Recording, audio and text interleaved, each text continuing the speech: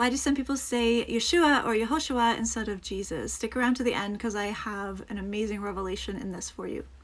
Yeshua is a Hebrew Aramaic form of the name Yehoshua or Joshua in English. Now, if you read the book of Joshua and you learn about Joshua in the Bible, you will notice that he has very similar traits to Yeshua. He is the one that brought the people into the promised land. He did rescue the harlot Rahab, and apparently he even married the harlot Rahab. So there's a lot of similarities between Yehoshua, Joshua, and Yeshua, Jesus, okay?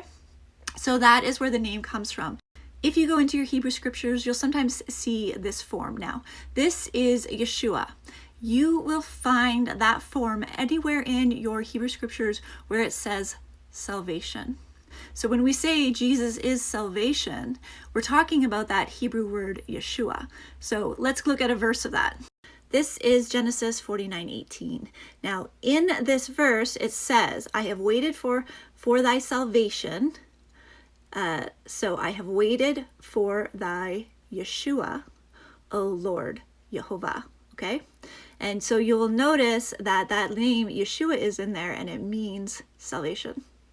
Both the name of the Father, Yehovah, and the name of the Son, Yeshua, have the Yaho feature in their name. That is made up of the Hebrew letters Yod, He, Vav. If we look up the Hebrew name for Joshua, Yehoshua, it actually means God the Father saves. So Yeshua is a shortened form of Yehoshua, meaning God the Father saves. Okay, but watch this. So you have the modern Hebrew, Yod, He, Vav, He, okay? And then you have the Paleo Hebrew, so that is older Hebrew, okay?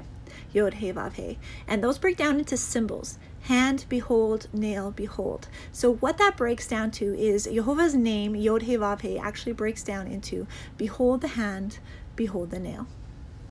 Now back to this. You have the Hebrew name Yehoshua, or Yeshua for short, and that is Hebrew and Hebrew Aramaic. Now, as you go through the translations, the New Testament was written in Greek, so we have the Greek, Hebrew, Greek equivalent, Iesos, I think that's how you say it, and then it just kind of shifts over time, and then eventually you get, in the New King James Version, we get finally the English version of Jesus. Now, the letter J was not invented at the time that Yeshua walked the earth.